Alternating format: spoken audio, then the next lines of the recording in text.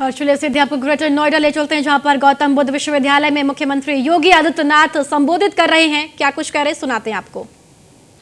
उस राह को चुनना, समाधान का रास्ता, और याद रखना हर रास्ते मंजिल तक ही पहुंचते हैं, बशर्ते हम स्वयं हिम्मत न हारें। तो समस्या का समाधान भी है और मंजिल में पहुंच गए तो उसका निवारण भी है। बुद्ध का यह जीवन हम सब के लिए, चाहे वह छात्र हो, चाहे वह शिक्षक हो, चाहे वह उद्यमी हो, चाहे वह जीवन के किसी भी क्षेत्र में है, उन सब के जीवन में बराबर घटित होता है। लेकिन उस राह को कोई उपयोग नहीं करना चाहता। बुद्ध का जीवन अपने आप में बहुत रोमांचक है, प्रेरणादायी है, देश और दुनिया को एक नई राह दिखाने वाला है। हमने उसे किस रूप में स्वीकार किया, यह हम पे निर्भर करता है।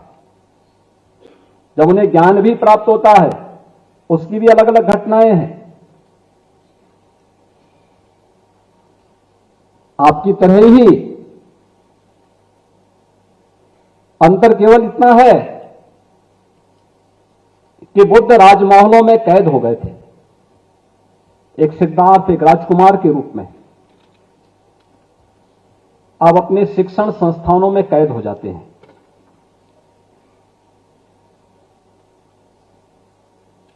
शिक्षा की हमारी व्यवस्था हमें शिक्षित तो कर पाएगी,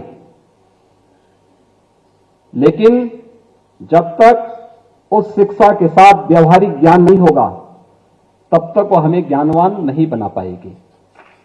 और दोनों में यही अंतर है। एक आपका थ्योरेटिकल पक्ष है, थ्योरी का पक्ष है, सैद्धांतिक ज्ञान, जो आपने शिक्षण संस्थानों में जोड़ा है, जिसकी एक नई शुरुआत गौतम बुद्ध विश्वविद्यालय आज फिर से प्रारंभ करने जा रहा है। उसको व्यावहारिकता के साथ जोड़ना। जब हमारे शिक्षण संस्थानों से कोई उपाधि धारक निकले, तो वह किसी भ्रम की स्थिति में न रहे, उसके सामने अपनी मंजिल तक पहुंचने का राह स्पष्ट हो। और यह हम सबके जीवन में अक्सर होता है। बुद्ध ने वे राह हमें दिखाई, स्पष्टता के साथ दिखाई। वे राजमहल में थे, देश और दुनिया की जानकारी नहीं। बुद्ध के मन में अचानक इच्छा होती है कि मैं देखूं तो बड़ा हो गया हूं, क्या है राज में, बाहर भी कुछ है कि नहीं है। तो निकलते हैं बाहर। उनको सबसे पहले एक बुजुर्ग व्यक्ति दिखाई देता है। अपने सहयोगी से कहते हैं, मंत्री से पूछते हैं, ये कौन है, ऐसे कमर इसकी ऐसी कैसे हो गई है। तो उन्होंने कहा बुजुर्ग है।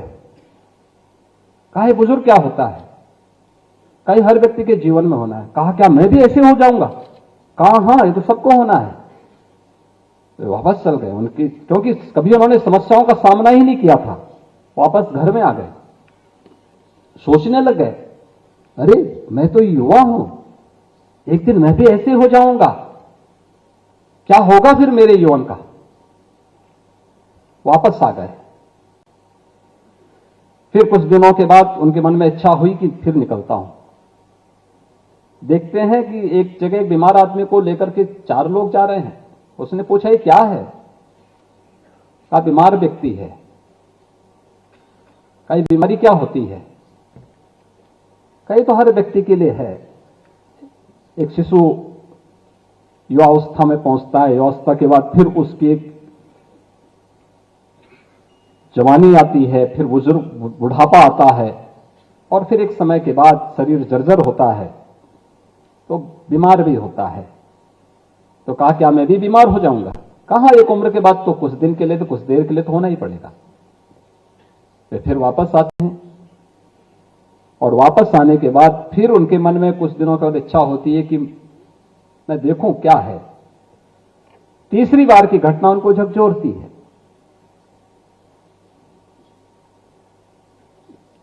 कि चार लोग कंधा लेकर के एक व्यक्ति को लेकर के चल रहे हैं। उन्होंने कहा, ये क्या है? कहा कि इस व्यक्ति की मृत्यु हो गई थी, उसके सगे संबंधी उसका अंतिम संस्कार करने के लिए लेके जा रहे हैं। का अंतिम संस्कार का मतलब क्या होता है? कहा, मृत्यु क्या होती है? तो मृत्यु के बारे में सिद्धार्थ जानने की इच्छा से जब उनको पता लगता है कि एक दिन ये शरीर नष्ट हो जाएगा, जीवन की जो शाश्वतता हम सोचते हैं राजमहलों में, वह नहीं रहेगी, तो बुद्ध अब शाश्वत खोज में निकल पड़े। शाश्वत शांति की खोज कहां होगी, कैसे प्राप्त होगी, कैसे हम इसे प्राप्त कर सकते हैं, और फिर वह सब कुछ छोड़ करके निकल पड़ते हैं। उन्होंने जीवन में ज्ञान प्राप्त करने के बाद 3 उपदेश दिए हैं अपने शिष्यों को, अपने अनुयायियों को। पहला उपदेश क्या है? धम्मं शरणं गच्छामि।